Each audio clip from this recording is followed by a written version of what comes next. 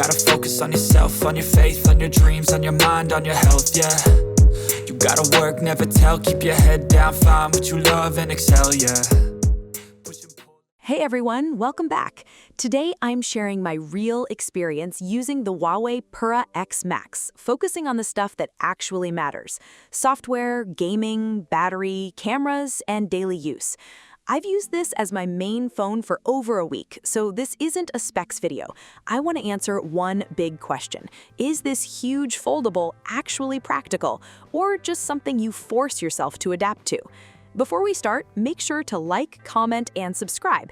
It seriously helps the channel a lot.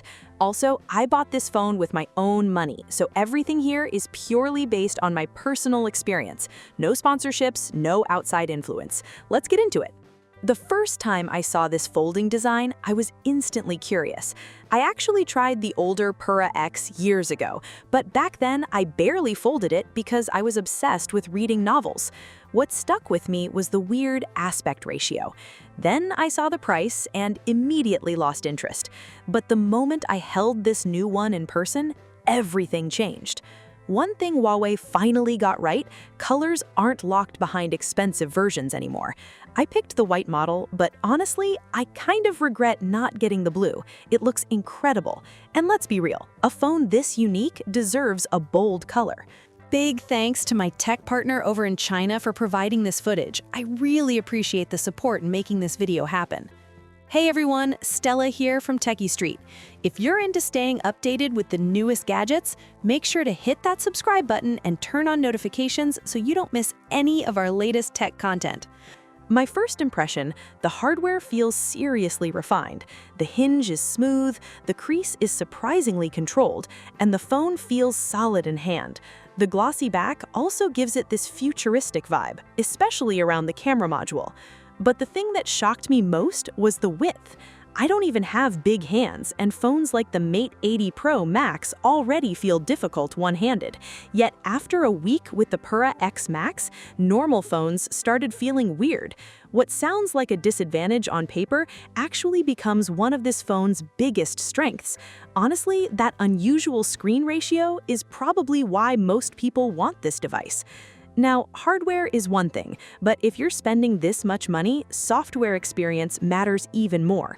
I can't test every app, but I used all my daily apps heavily: WeChat, Weibo, Bilibili, Cool App, and Taobao. Compared to normal flagship phones, the outer screen changes the experience a lot. In apps like Cool App, even smaller phones can sometimes show more information at once. On the Pura X Max, you end up scrolling more often. It sounds minor, but over time, it gets tiring. And app design matters more than I expected. Apps like Xiaohongshu work surprisingly well because the layout is consistent, but apps like Weibo and Cool App constantly mix text and image-heavy posts, so browsing feels less comfortable. Honestly, this is where Xiaohongshu really shines, especially on foldables and tablets. For videos, though, things improve fast. Watching 16:9 content on Bilibili actually feels great. Because the phone is shorter, it feels more secure and comfortable in landscape mode than many regular phones. WeChat is less optimized. It mostly feels stretched wider. You see fewer chats at once, but typing is still manageable. I do like how the weight sits closer to your palm, making the phone feel stable instead of top-heavy. But true one-handed typing? Forget it. Taobao is acceptable, but not ideal. Everything becomes oversized. Sure, products and ads look huge, but personally, I'd rather see more information instead of giant images taking over the screen. That said, ergonomically, the phone feels surprisingly comfortable. Huawei clearly knew this width would feel unusual and tried hard to make it easier to adapt to, and honestly, it works. But once you open the inner display, this phone becomes way more interesting. Compared side by side with an iPad mini, the screen sizes are shockingly close. The crease is also much less distracting because it runs vertically instead of across the entire display. It's shallower too, so during normal use, you barely notice it.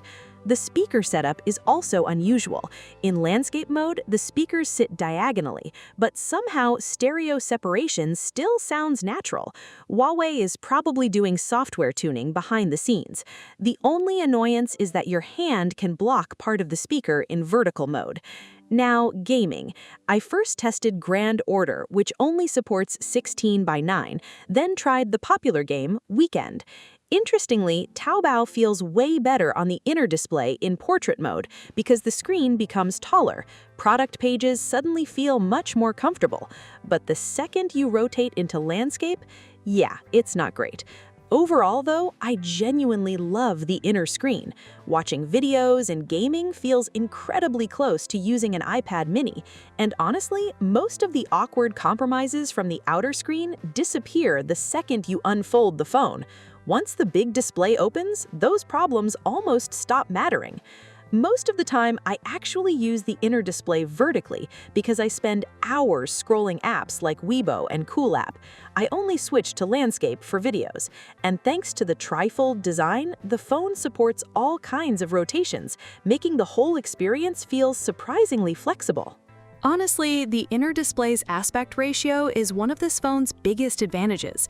Compared to most foldables and even some normal flagships, it just feels more natural to use. The outer screen definitely makes compromises because of the unusual shape. To me, it works best as a fast access screen for notifications and quick tasks, even though it can still handle daily use without major problems. And that's exactly why I care more about the outer display than the flashy inner one. The big screen grabs attention immediately, but whether people actually stick with this phone depends on how usable that smaller screen feels after weeks or months. So overall, am I happy with the inner display? Yeah, absolutely. It's genuinely good.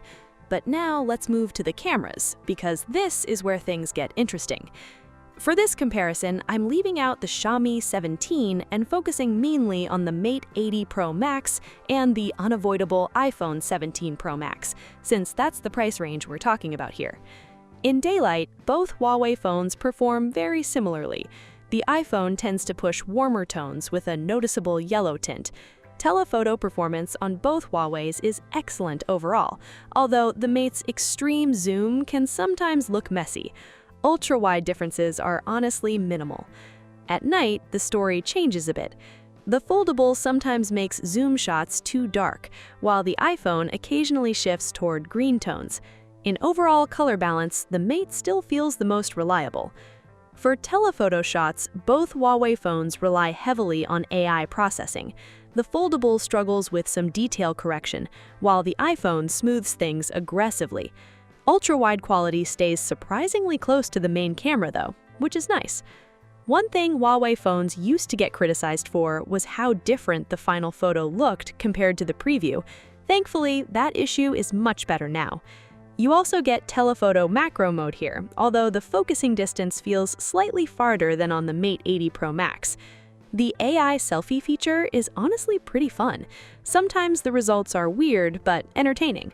My habit now is taking a normal selfie first, then letting AI generate another version afterward.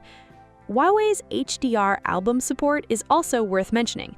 It works with almost all HDR images, even wallpapers. Whether it's technically perfect or not, visually it looks fantastic.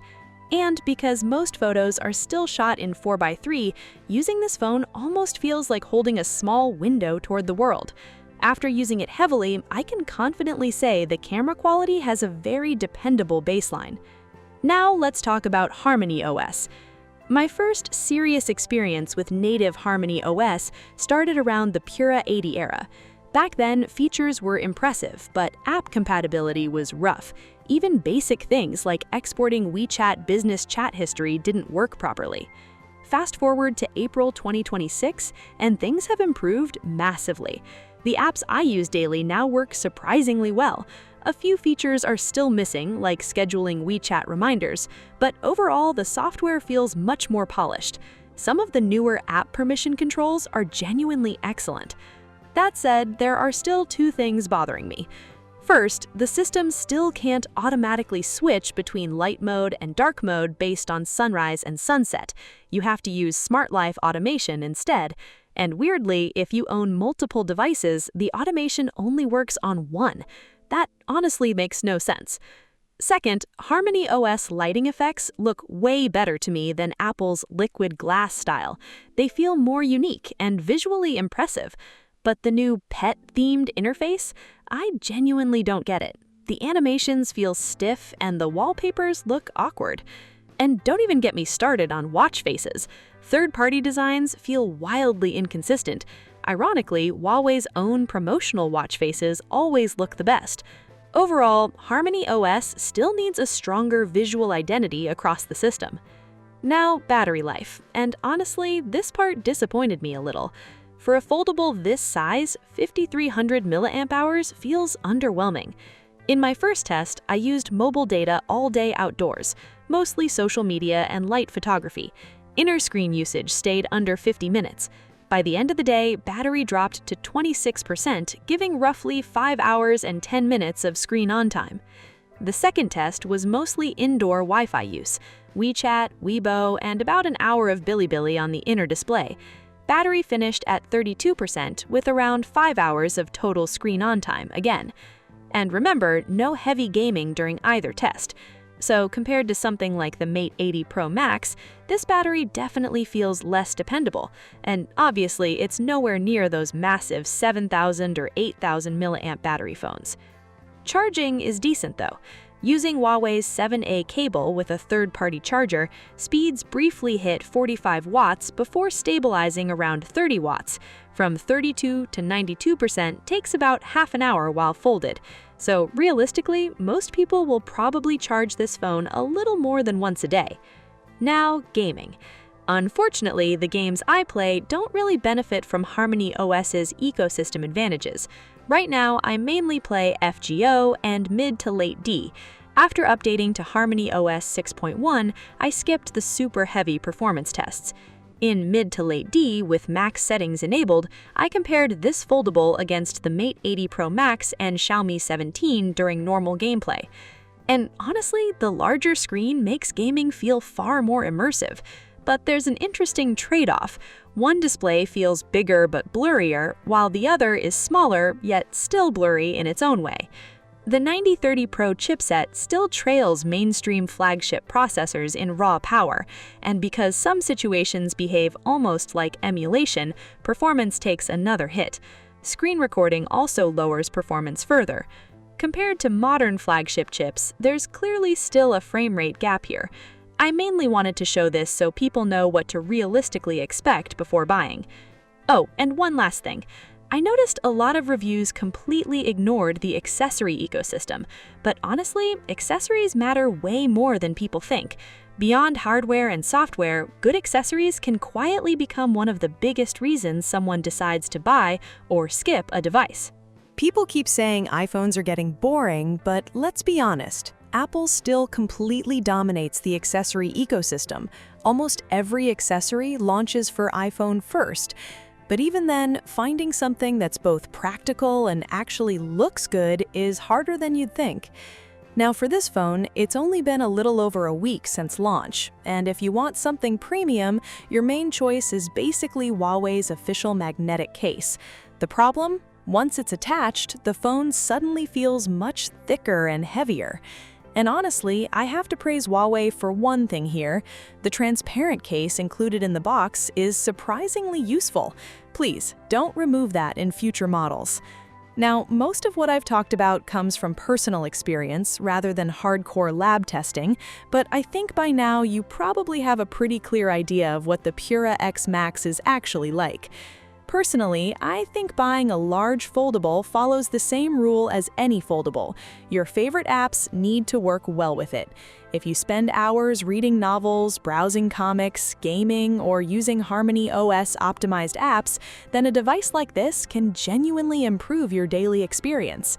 Of course, the awkward outer screen is still a compromise, but when you truly like the device, you start accepting those flaws more easily. The bigger issue is when the experience stops feeling special. Then, suddenly, the uncomfortable outer display, average battery life, and extra weight become impossible to ignore. For me, after trying all kinds of foldables over the years, the reason I bought this phone was simple: the unusual outer screen ratio. At the end of the day, the fun of switching phones is trying something different. And seriously, if you've watched all the way to this point, thank you. If you enjoyed hearing my thoughts, make sure to like the video and subscribe. I'm Bubble Wolf, and I'll see you in the next one. There's an old saying about foldables. They only cover 30% of usage scenarios while carrying 100% of the weight. Traditionally, foldable phones focused on making the outer screen feel as close as possible to a normal smartphone first. Only after that did companies expand the inner display experience. But Huawei clearly took a different path this time. Their priority wasn't perfecting the outer screen first, it was making the inner display experience dramatically better than traditional foldables, then adapting the outer screen afterward. Last year's Pura X acted as a test run. It showed people how enjoyable this unusual aspect ratio could actually be. Huawei also cleverly reduced the outer screen size slightly, which lowered the psychological barrier of unfolding the device. And surprisingly, it worked. There was even unexpected demand for inner screen tempered glass protectors. So why is this large foldable so expensive? Some people say the Pura branding alone doesn't justify the price, but if Huawei had released this as a Mate device instead, all the groundwork from last year's smaller foldable would have been wasted. Most people associate the Mate X lineup with business-style foldables and traditional designs. This new large screen concept simply doesn't fit that identity. In fact, forcing it into the Mate series could have damaged the brand itself. Now that the smaller version proved successful, making a larger version feels like the natural next step. The real focus now should be pushing the big screen experience even further. Better AI features for the wider display, improved comfort and grip on the outer screen, and honestly, details like these make it obvious this wasn't just some random experiment from Huawei. There's clearly a long-term strategy behind it. At the same time, Huawei is competing in the traditional flagship market while also quietly building an entirely new category for itself. And if this phone sells well, it could even help repair some of the reputation damage from last year. Because let's be real, when people see a device this unusual from a major company, they instantly ask what phone you're holding. And honestly, that's the entire mission of the Pura series. It's not about chasing perfect balance. It's about personality, individuality. Camera technology may dominate conversations today, but uniqueness is something that keeps evolving year after year. That's also why the colors in this cardboard series feel so bold and unconventional. The reason I love the Pura X Max isn't just the weird proportions. In a tech industry obsessed with safe designs, predictable upgrades, and constantly rising prices, it's refreshing to see a company still willing to take risks and try something different. Back in 1984, Apple used a sledgehammer to symbolize breaking the status quo. So now, looking ahead, which company's logo will define the next era of innovation? Honestly, we'll just have to wait and see. That's it for this video. Thanks for watching, and I'll catch you in the next one.